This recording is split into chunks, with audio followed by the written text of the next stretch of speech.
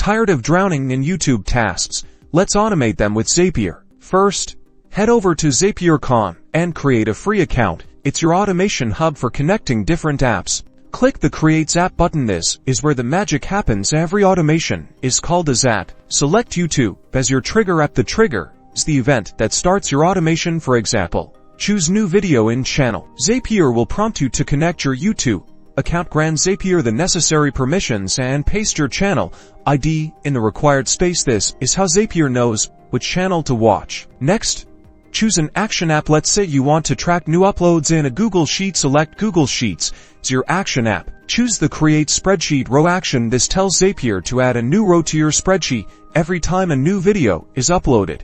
Connect your Google Sheets account. Select the spreadsheet and worksheet you want to use. Then, map the YouTube data, like video title and URL, to the corresponding columns in your spreadsheet. You can also set up other actions, like sending a notification to your team in Slack or Discord whenever a new video is posted.